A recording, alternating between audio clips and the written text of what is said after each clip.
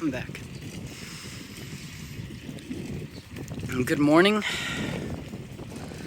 It's not really morning, it's like 2, 3 o'clock, I don't care. I work nights, so good morning. It's nice to see all of you again. Forgive my nose, it's allergy season as well.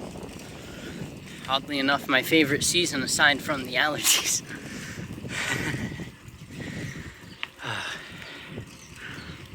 Wow.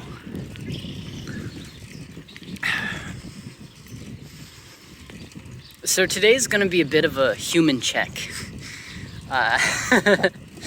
Since the last video I made, I had a bit of an existential crisis. You know, nothing out of the ordinary. Who am I? What is this? Do I exist? Is the universe real? What's going on here? What's the purpose of life? Who am I?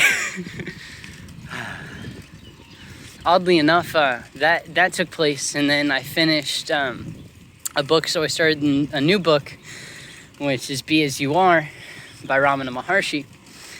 And actually, no, I was just starting to read that at the time of recording the last video. Anyway, yeah, that whole book is about who am I. And so, synchronizedly timed existential crisis. But so what we're going to talk about today is just, because I have 2 videos in my mind that I want to make. One is Who is Jacob? And the other is Suffering. Because we are all human. We're not divine angels. Yes, we are God, but we are not God. And so, what is that like? What's the other part of that like? When you're not all high holy on the mountain, meditating, seeing the universe as one, you have to come back and just experience your separateness. What is that like? Specifically, what is it like when it sucks? And I want to talk about that through the lens of Buddhism. And because obviously the first noble truth is suffering, and then working through it in that way. But also just to give some anecdotal, there's no method that you can do. There's nothing you can memorize that's going to take the suffering away.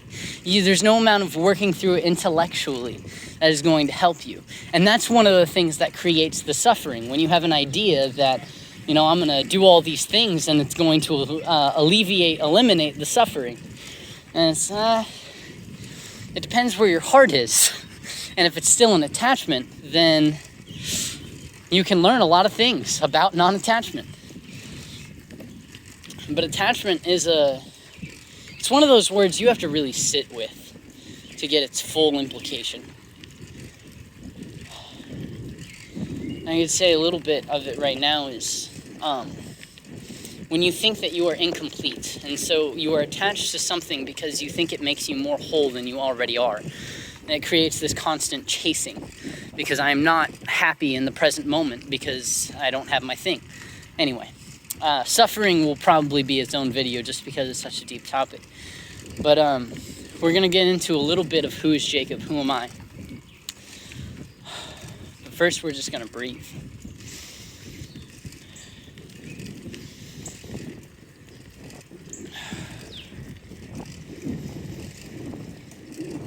Present moment, wonderful moment. All of these green, yellow beauties were not here but a few months ago.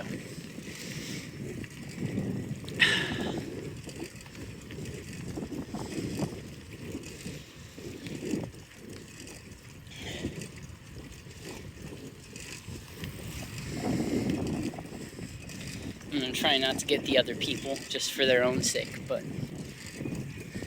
Chipmunk! Hi, Chipmunk! Go. Oh, buddy!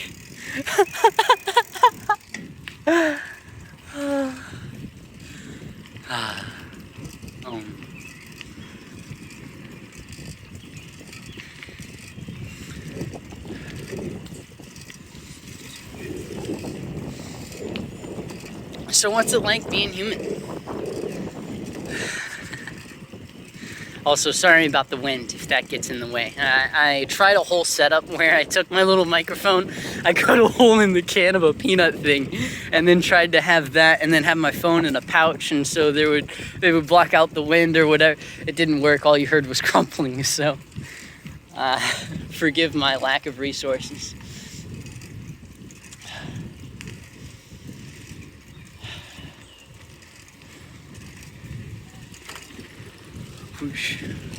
Fun fact, in a way, not actually, but in a way, I was baptized in that river.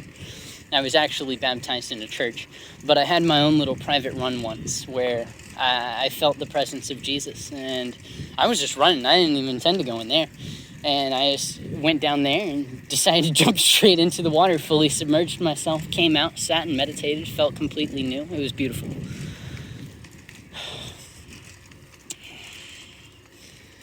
Anyway.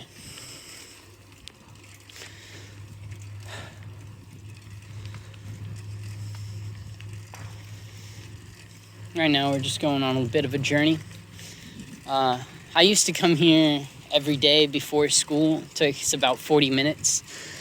Hopefully we can get there and like you can just see where I'm trying to take you. If not, it doesn't really matter.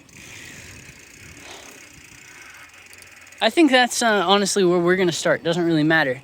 It can be taken in a very positive way, you know? All these things that you care about that are weighing you down, they don't actually really matter. And it's very beautiful.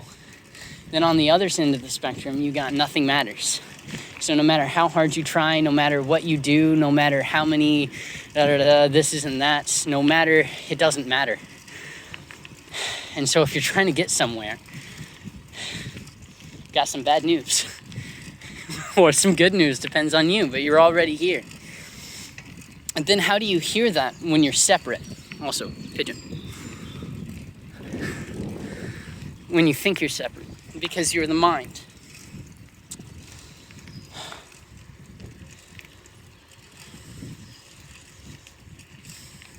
And at this moment, I'm just observing the thoughts as I'm vocalizing them. Because hopefully, I don't even know what we're going to talk about. We might not even talk about me. I probably am, though. That's the thing. Like, even if I don't want to, I find myself cycling around. Because when you're in this part of the cycle, that's just how that goes. And so I'm going to try to allow the space. But really, internally, I'm just focused on the space. So, I finished Be As You Are. And so I would have this experience. See, the thing is, I never experienced the things that I talk about. I can talk about universal harmony, but I've never, to my knowledge, been in samadhi. And if I have, it wasn't me. It was just the I amness in that moment. And so the person is not enlightened. The person, it doesn't exist. But it thinks that it's real because it has the essence of I am. I can deny the entire universe, but I cannot deny the one who denies it. It's the same basic thought behind I think, therefore I am. But it's like a step deeper because it depends on... because there's the perception of thought, and that alone proves itself. But it's not necessarily the thinking that I am. The one that thinks is not necessarily who I am. It's more like the one who perceives the thinking. But if you're there, you can say, I think, therefore I am, and it has that whole quality to it. But anyway.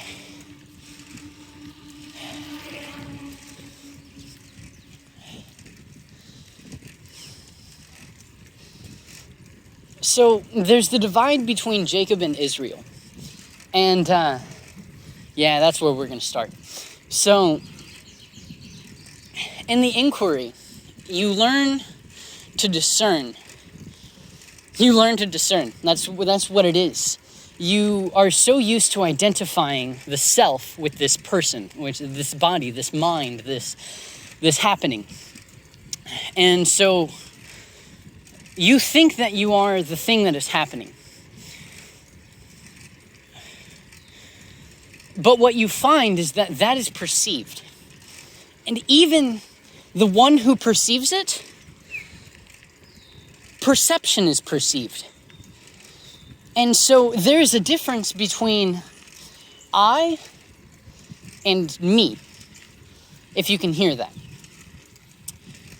And so there's no doer of the actions. That's one of the big things. It blew my mind. The Diamond Sutra. All of them say, a lot of the sutras give these like immaculate claims, like if you memorize even a 4-line stanza of the Hi Dragonfly. I hope you could see that. But if you memorize even a 4-line stanza, then the plot of land will be forever named holy, and gods and devas will worship it. And I don't know. There's a bunch of claims like that. And like so in the Diamond Sutra somewhere it says all of the Buddhas and all of their teachings spring forth from this teaching. And at first I thought it was just an immaculate claim. But the Diamond Sutra is talking about non-self. It is saying that there is no doer and no receiver. There is no, because all of these are in the world of phenomenality. They're separation. They are not, you can't even say that they're not the self, because nothing is aside from the self, but everything is the self. But it thinks of itself as myself, as opposed to yourself. And this is where the distinction lies. And so what you learn is that there is no doer of the action. There is an impulse, and then an action. Like, there's a situation that calls for an action to be done. And so then you perform the action. But who is the performer of this action? Me. I'm the performer of this action. Who am I? Is this my true self? If the one who is doing things, how long can I do this thing? If I really am the biker, let's say, yeah, when I stop biking, I will cease to exist. And I can see this through the lens of Zen. The one who sits is not the one who stands up, is not the one who walks out of the room, is not the one who comes into the room, it's not the one who sits, it's all there. You cannot sit in the same river twice. It's always changing. The perception of continuity is only in the mind. So I can see it in that way.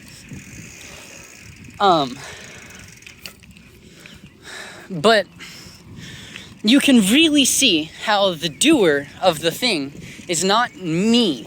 I am behind that. It's like a costume that I put on. I am I don't know, I am someone doing something. But it's I am wearing the costume of someone, wearing the costume of doing something. But behind it all is I am. And I am is the self. I am is God. It is that place where the individual soul and the indivisible God are one. Because in my sanctity, I am no different than I am. I am that I am. And what you learn to discern is everything is its own thing, yet it's all the self. But me, myself, the doer, the seer, the worker, the artist, the biker, the talker, all of these are like roles, and they cannot be said to be the true self. They are reflections of the self, or something to that extent. And so you learn to discern. That's basically all I'm trying to say, because going back to, someone might hear me talking about Israel and Jacob and think that, he has multi-personality disorder or something like that. He thinks that he is two people. Not necessarily. It's more, I can recognize the infinite fractal of infinite fractals of the universe itself, from every planet to every atom, is a reverberation of that which is. And beyond that is a whole other set of cosmos, of multiverses, in which is encompassed a single universe. I don't know where to go from here. Oh, wait, yeah, I do. They changed this recently. Bless me. Thank you, Jesus.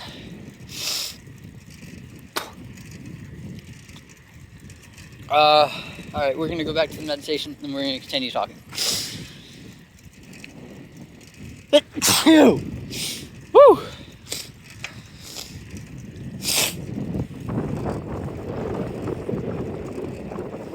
I'm so sorry for my disgusting Homo sapien body. This lump of flesh that I happen to inhabit.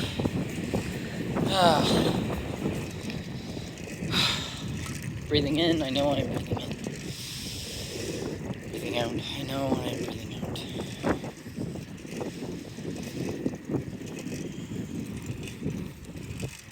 So you can discern that there is an experiencer and an experience, and that they are separate. But in their separateness, they are one, because they are two halves of the same whole. There is myself and yourself, and it is the same self. When I refer to my when I refer to myself, my pure self, and you refer to your pure self, we're referring to the same I am. But out of I am springs I am this. I am this body. I am something. And attachment and clinging and all of these things are born out of I am. It's the firstborn. And so once you can discern that, and you sit with the feeling I am not this body, I am not my mind, I am not breathing, I am. That too is the mind, that too is, okay, he's fine, he's safe. Chipmunks just darted across the thing. Chipmunks! I don't want to kill you. I feel so terrible now. I wasn't being mindful.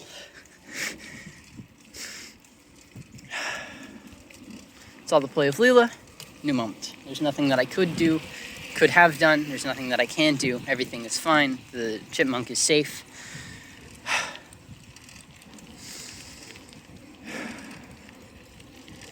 That too is observed.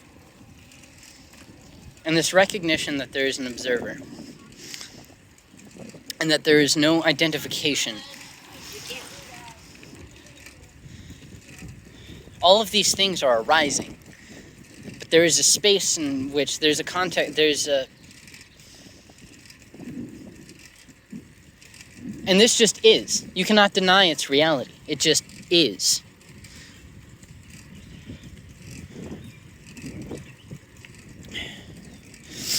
And so the one who can talk like this and recognize all of these things, I identify in myself as Israel. Because, after Jacob comes in contact with God in the Bible, he is renamed to Israel, and so Izryel. But then there's Jacob. And Jacob is what arises. Jacob is who I am destined to be. Jacob is who I was born as. And it's my birth name. And here's the thing. Half of me is a genuine, devout novice monk. Self-taught novice monk. And I am so serious, and I am a disciple of Christ, first and foremost. For me, those things are basically synonymous. I'm a disciple of Christ, and therefore I am an artist, and therefore I'm a shaman, and therefore I'm a yogi, and therefore I'm a practitioner, and so on. But there's that. But there is also the kid with ADHD. Just who I am naturally. It's just who I am, man. It's like I can't take it away from me. And it just is me. But it's not the pure self. But it is me. And so I could call it my sanskaras or something like that. Sanskaras are the tether to samsara. Woohoo. It's like my avatar. It's like the character that I play in this game. And so that which is beyond any character. The one who plays Ratchet and Clank is not Ratchet nor Clank. And And so likewise, the one who plays the body is not the body. And this is the inquiry thing. And so there is the one who inquires, and then there's the one who is inquired into. And the one who is inquired into is Jacob. And Jacob is not perfect. Jacob is a sinner. Jacob is a person. Jacob is my ego. And so there's this division. And the thing is, I am both of them. And that's the fucky thing. Because, number one, Jacob is in a relationship with Nina. Jacob, we could say all kinds of things about Jacob. Israel, not so much. You know, really, if he had an opportunity to express himself, and this is where it sounds weird because I'm talking about them as separate people, but like I would just sit in meditation all day, and I'd eat my rice, I would think about God, I would read the scriptures, and these are things that I do already. And that's one of the things I want to talk about, which is causing the existential crisis, which is that I'm living this life as Jacob and not as Israel. And my justification for it is that I've sacrificed my own personal desire to be a hippie out and about and just lone wandering the earth, all of that. Like, it's a great, beautiful artist archetype. I sacrificed that for love so that I could be in a lasting relationship with somebody that I do genuinely love. Not like an unbridled attachment, not like a lust, not like an unwillingness to cut something off. No, I love this person. Like, to this moment, I fall in love with her every day. And so there's this, you see, and I have this phrase, which is that attachment from the perspective of clinging is love, but from the perspective of love is clinging. And so to be in a relationship with another person, especially one where one person has stated themselves to be on the spiritual path and the journey and wants to be an ascetic and all of these things, and the other person is just, living out their dharma. They don't want to be a bad person, but they don't necessarily have to be a saint. They can just live their life, be free, enjoy being alive. And there's nothing wrong with that. But once a mortal has felt his own immortality, what sense pleasures could drive him? And that's kind of the perception that I'm in, where it's like, I understand that I am immortal and that I am going to die. And that there is a way to be liberated right now, here and now in this lifetime. And that thought, and in that to be one with Jesus and to live that out and to set that example for other people. This is the heart of Israel, and I want to create the city on the hill and all these things. And then there's the other person who lives this life, who lives in attachment, who likes sense pleasures, and there's nothing wrong with any of these things. Like, it just is the facts of the matter. But I am not a renunciate sage. But in my heart, I am a renunciate sage.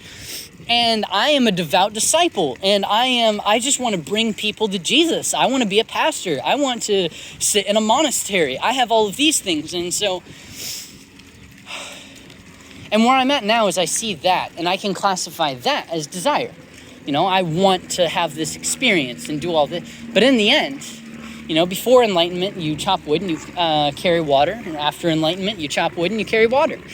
And so it's the recognition that not to chase all of those things. And this is what I was talking about in the last video, where it's like there's all these beautiful spiritual Ram Dass, etc. And that's a nice trip, but can you just sit here?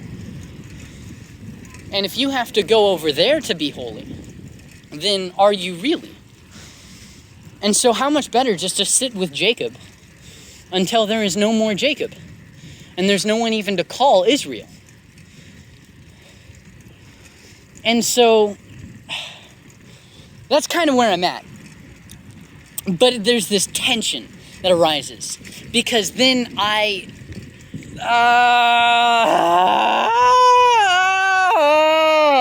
that.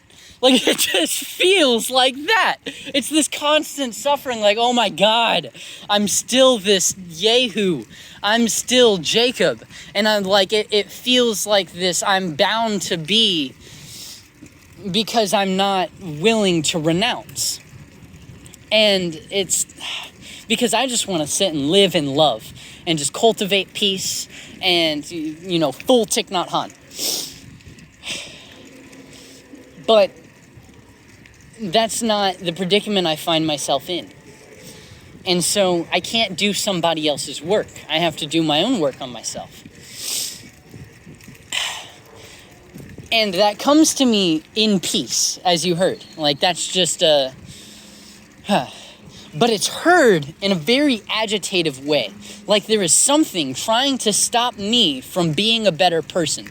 Because if it were up to me, I would exercise every day, I would take care of my health, I would do all these things, but I don't, because I live in attachment. And I'm of the world. And like that. Anger. Sadness simultaneously arose. It was another chipmunk that darted right in front of my bike. Why are there so many suicidal chipmunks? But it's like that. If I had really sat with the Bhagavad Gita for long enough, I would know that there is no birth and death, and that soul incarnated for the sole purpose to jump in front of my bike and die if he wanted to. And so who am I to get attached and sad and create anger and then just further my karmic predicament? But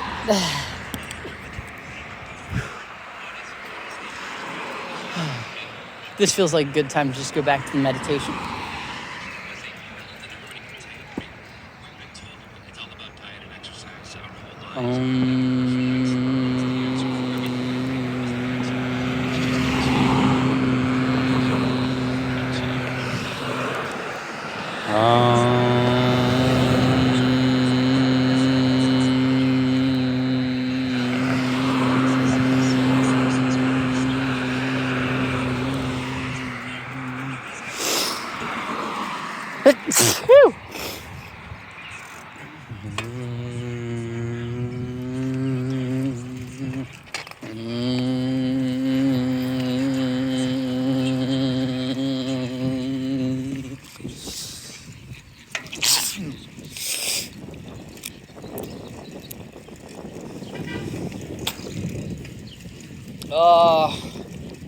Like that.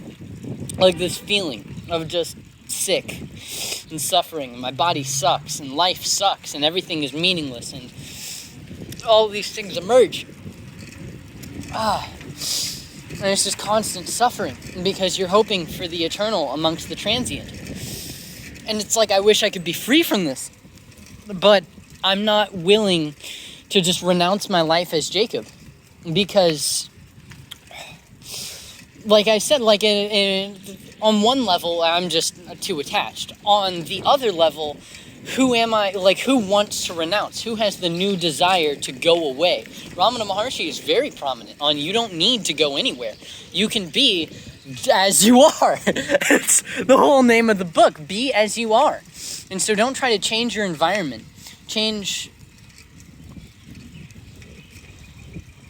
Be.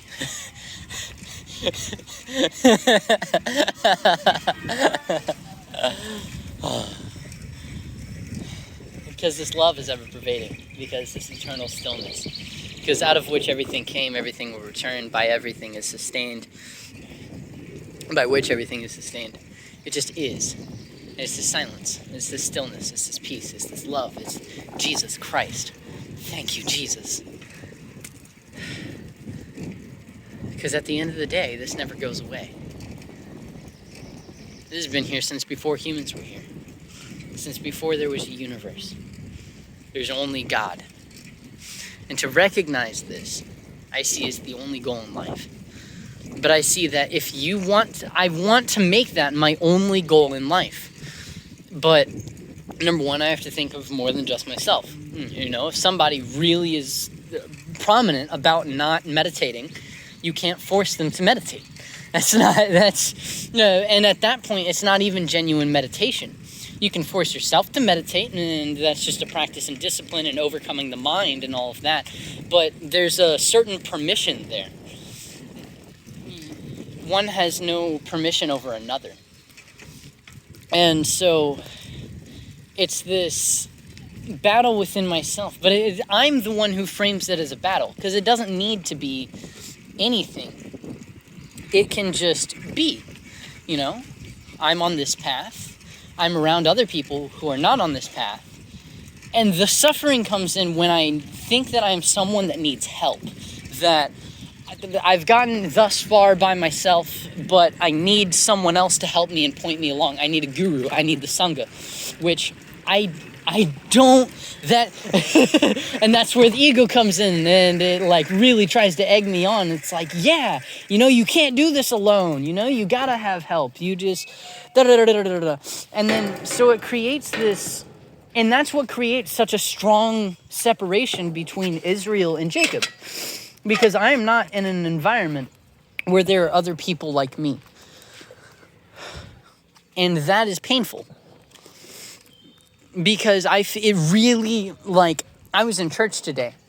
And I was sitting around, and I have a distinction between Christians and disciples. You know, Christians, just, it's a social gathering, you know, here we are, woo, we can tip our hat to Christ. And there's nothing wrong with that. That's part of the incarnation. But that's not a disciple. You know, maybe, I don't know how many disciples are in that building, and I'm not going to say that there's none, but I'm not going to say that everyone is. And so what it creates, these are my thoughts. I don't know how true it is, I don't really care. But, because there's this thought in me, it's impossible for somebody else to love God like I do. And not in a possessive, like the way that I do, it's special. No, like, it doesn't occur to me that someone outside of myself could love God. Or want, or pursue infinity, because that's what my mind does so naturally. You know, for me, what's the purpose of life is a very important question, and the immediate answer is to live it in service to Jesus. And what is Jesus? God. What is God? Infinity, love. Oh my God! And just to be one with this, and to, and just to. And so my mind takes me there, and that's who I've always been, and that's my ADHD, I guess. But other people aren't like that, and I've wanted other people to be like that for so long, and I thought they were. I just kind of give them the benefit of the doubt. I wouldn't expect anything out of them, just, we're eternal love. But then you give, and you give, and you give, and you don't get, and you don't get, and it's like, and then you get so caught in. And then flash forward 2-3 years of having absolutely no external stimulus to study the things that I study or do the things that I do. And do you know how much it sucks to have the pastor in the back of your head, which is like, there he goes again, studying Buddhism, that idolatrous, that polytheistic idol worshiper. Hinduism, oh my God. Pantheons of gods. Have you not read the Bible? And it's like, oh, yes, I do. I read the Bible more than any other sacred text. Give me a break. And so it's this, and that's what I mean. I'm the one who frames it as a battle in my mind. Because this never goes away. This is the direct experience of God. And I want to be submersed in this all the time. But I have to live this life as a person. And the feeling I have to is an arbitrary thing. But it's done for love. So it's, and not only external love, internal love as well. Because I do love these things. The things that I'm, quote, attached to. No, it's just happiness. You know, there's certain, like, just, you don't have to have the external, the bliss of the universe all the time. You know, there's just living a normal life. There's suffering and joy, but there's joy in the suffering and suffering in the joy, and it's all part of the play. And I'm only 20, and it's like all of these thoughts come into play. But then them coming into play creates this feeling of isolation, that I am the only one who loves God or chases infinity or is just bewildered by the possibility of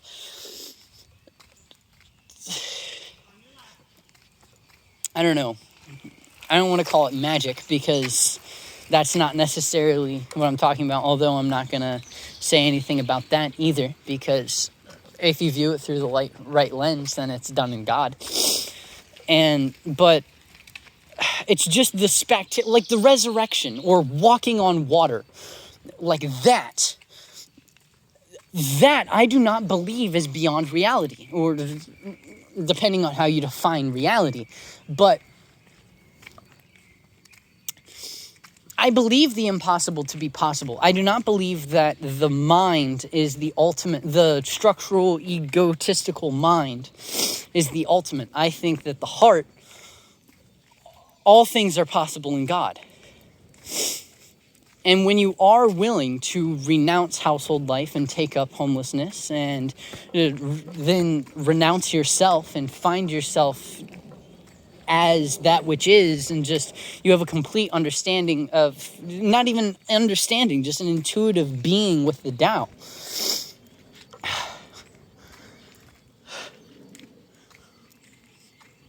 That doesn't have to be separate from a household life.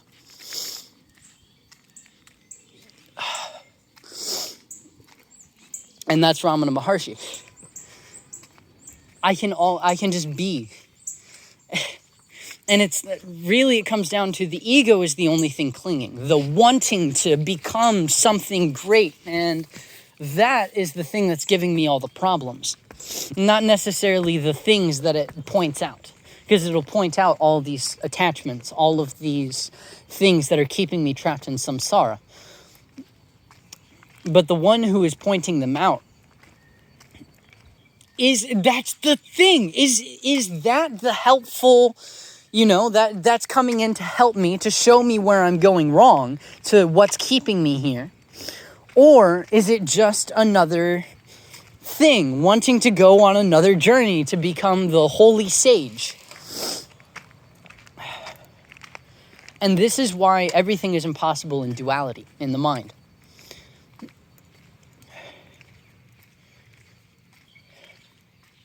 Because both are equally true.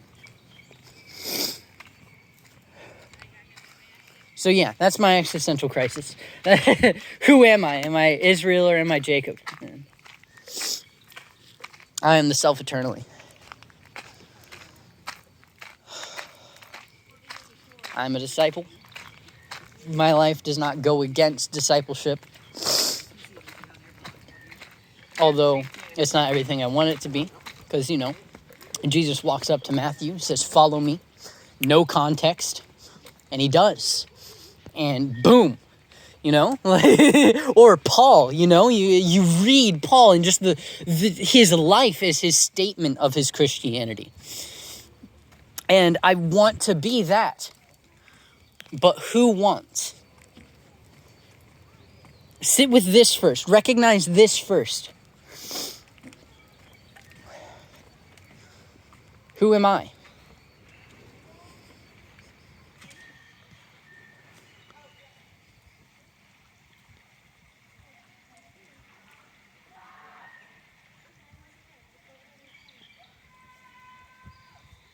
I am that. I am not separate from all of this, because this is Earth. I am of Earth. Sweet Mother Nature. I used to come over here in the morning and I would stand on that rail and just sit in meditation. And that's one of the things I mean. And that's because in that, it's awesome. But it's awesome for the sake of being awesome. It's trying to impress somebody. I can stand on one leg and meditation, and I can open my chakras, and I know all these things. I can recite all these verses. And on one level, I've always wanted to be something like that. Like, I remember one of the things I wanted to be when I was a kid. I wanted to be a ninja. And it has that monk tone to it, that absolute self-discipline, in control.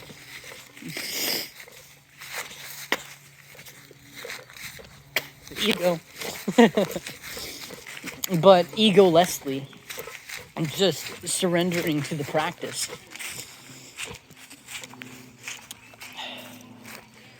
And I hope you can see at this point. Now, It's just thoughts. It's not anything particular. I'm not laying out truth for you.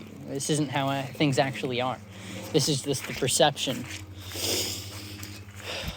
from this particular standpoint, which itself I am not attached to.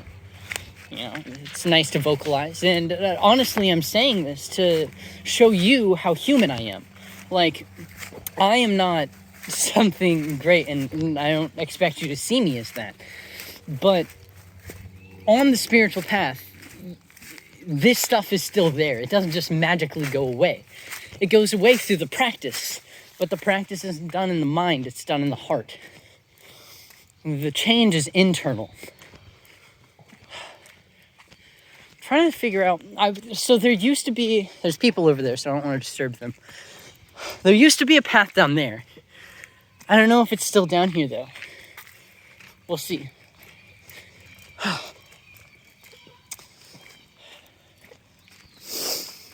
Like I said, I'm not even sick. It's just allergies. Just so done. And that's, I keep coming back to the thought. It's like, that's the thing where it's like part of me wants to just, oh my God, I'm so tired of suffering that I'm just going to eat nothing but rice and salad and practice yoga. And I say that in a certain way. I mean it in a more serious, devout way. But like really just see this Homo sapien body as like a machine that I control, and that the happier this machine is, the happier I am, because this body, it's like my pet. I used to work out and run all the time and stuff, and I would hope to. That's one of the things I want to talk about in this video. But I used to do that, and I remember feeling like my body was my pet, like it was my friend, like it was something I would take it on a run.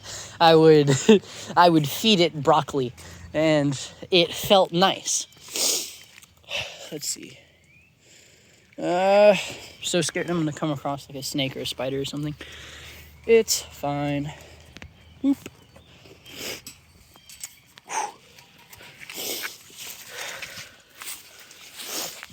Whew. All right, bear with me. Yeah, 42 minutes. So, woo-hoo.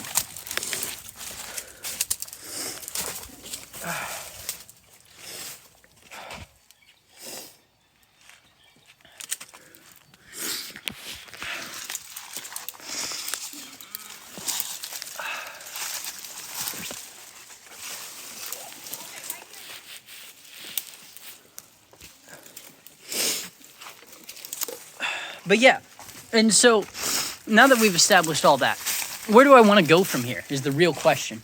You know, here I am in the present moment. Am I going to sit and sulk over how things could be better, and create excuses and blame the external world and find problems and all this? Or am I going to take it all in my stride and keep on going? And the answer is not give up. And so here I am, all these things have occurred. And what I want,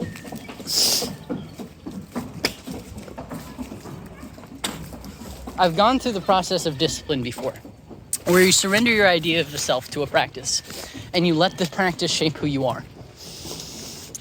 And I haven't done that in a long time, but I would like to do it again.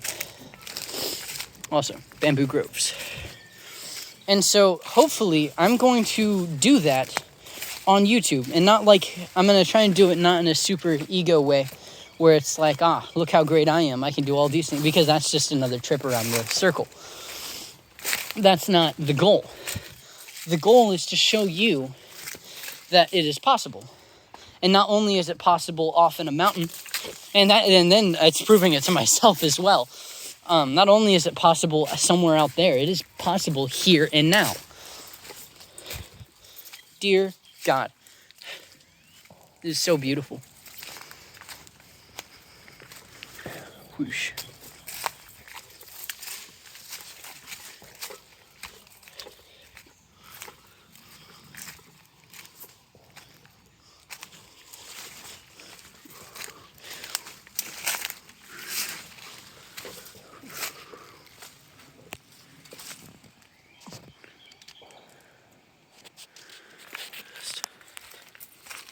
Whoosh. Wow. Just wow. And like I said, all those are just thoughts. I'm vocalizing them because here they are, and I'm telling them to you so that you can know that you're not crazy, because I experience it too. Don't worry, everything sucks. That doesn't go away. But it's not real as simultaneously. And that's a paradox and a pain in the ass, but it's fine.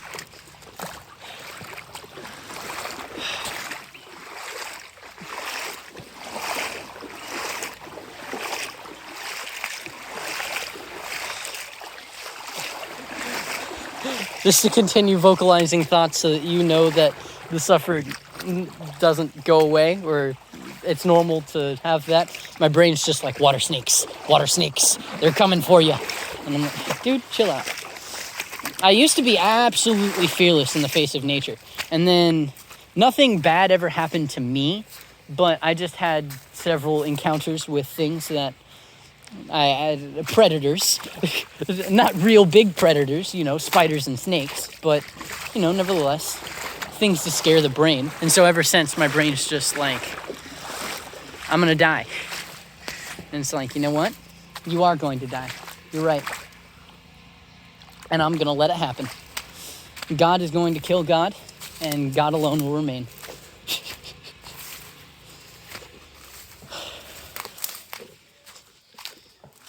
Flowers.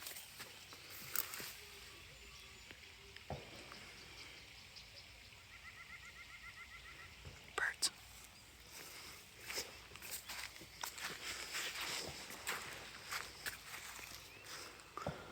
Wow.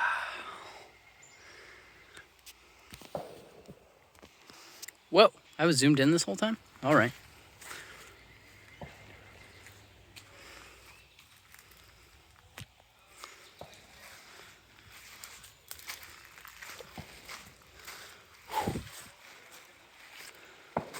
Wow. Just wow.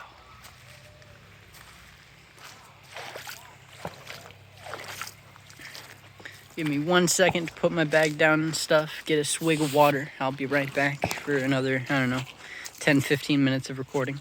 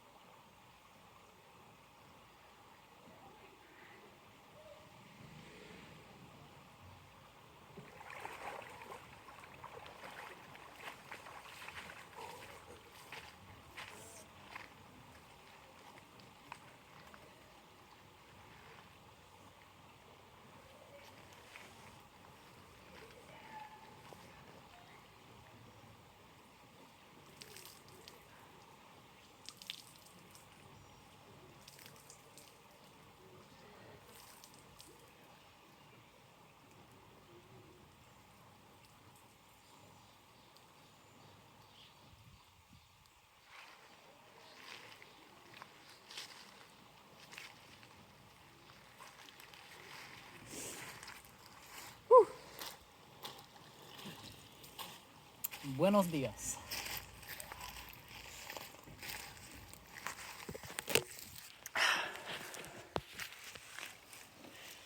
Such a serene sense of peace.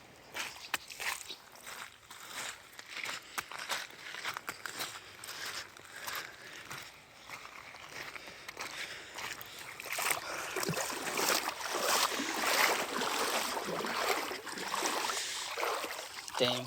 Shout out to Brandon. Brandon was my childhood friend. He was always the one that would get me to come to places like this. I was always a bitch, and he was like, stop being a bitch. And I was like, all right. I owe a lot to Brandon, honestly. He was a really good friend for a very long time. I'm sad he's moving away to Texas this summer. So hopefully I'll get a YouTube video with him before he moves. But yeah, we would always come down here. We would like go swimming. We walked all the way down there. One time I got a frog. Dog! Him and Rob, we all came down here and started walking, and then Rob found a frog. Rob found a frog, and I named the frog Delilah. He jokingly gave it to me as a present. I named it Delilah because it kind of sounds like the sound toads make. Delilah. And I kept it for like 6 months. Sadly, my stepmom, she found it. And I wasn't supposed to have it. She didn't know about it, but she found it, and so then I had to let it out in the winter. It made me sad for a very long time. I loved Delilah. It's my first animal connection, honestly. We're gonna try to get up there. Well, we got 7 minutes left. We've got this. Stop being scared of water snakes that don't exist.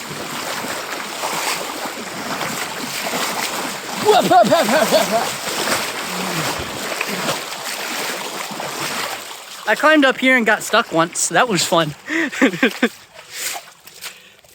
Woo! Oh shit. Yep, that's how I got stuck. It's just straight quicksand. Dang, someone else made the same mistake. Whew. Wow, I love the way roots look.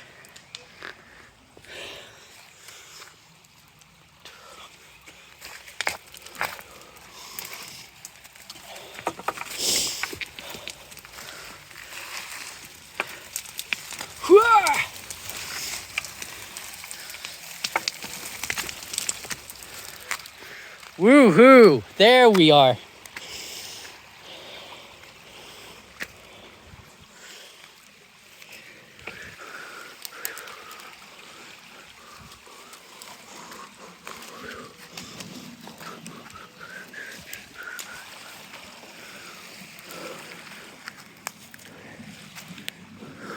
Huh, I wonder if that's a home to anything.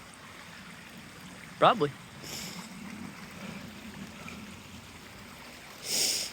Ooh.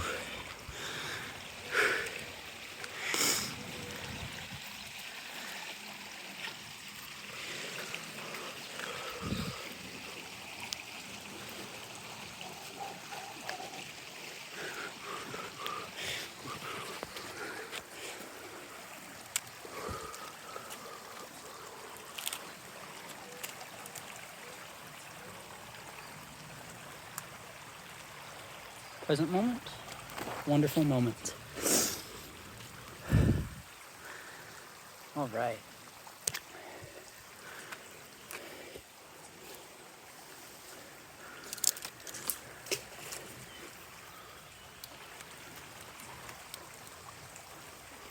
Whoop.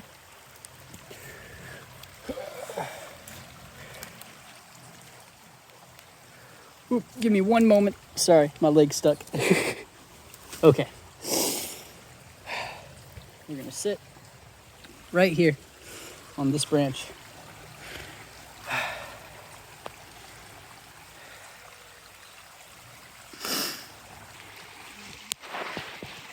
Thank Jesus. Just that we're alive and that the universe exists.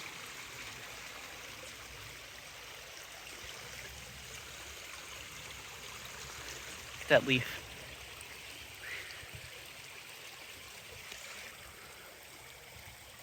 those leaves. And the blue sky never changes.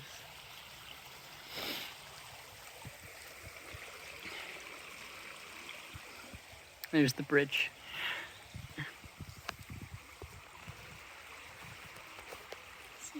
Can you see it?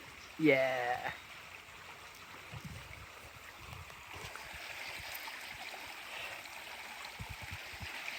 This is a really good place to meditate.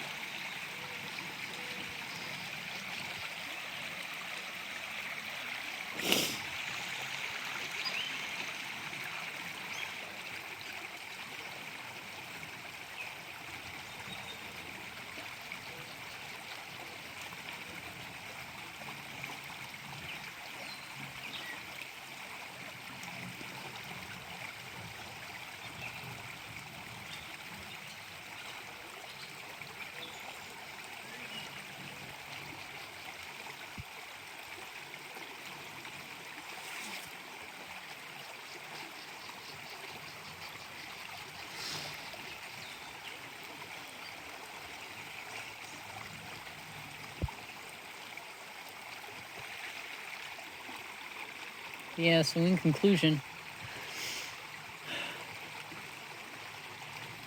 nothing exists. This alone is.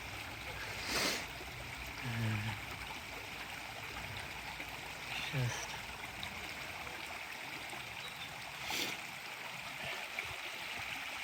There's the distinction between who I always have been, who I am being, and who I'd like to be. But they're only a distinction in the mind. They're all one happening. You know, you were born, you make mistakes, you learn, you die. Next life.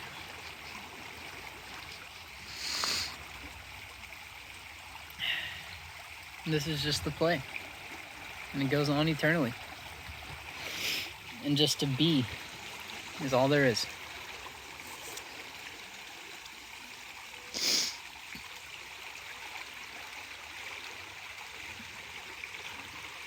Jacob and Israel are one.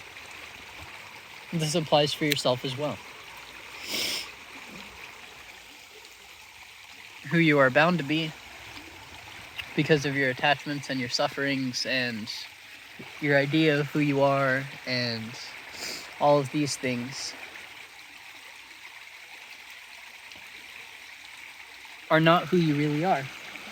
And you can rest assured of that. Because who you really are is this. And this doesn't exist in any manifest form. It just is.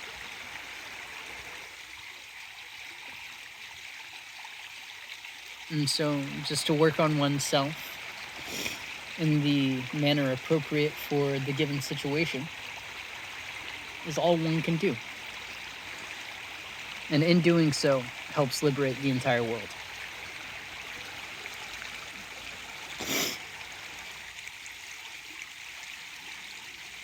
Because Jesus' ministry was only 3 years. He was only like 30 some years old. and yet we still talk about him. Likewise, the Buddha. He had a very long ministry, but that was 3,000 years ago. And we still talk about him. Why? Because he was awakened. He really awakened to the nature of how things really are. And how things really are is so radically different than how we think that they are, that its mere existence liberates us in some way. And if we chase that liberation as a phenomenal thing, then it just becomes another one, and it's just a matter of time before the object and the subject merge into the one.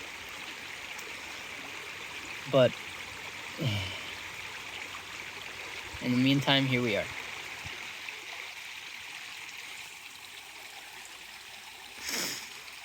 Peace be with you.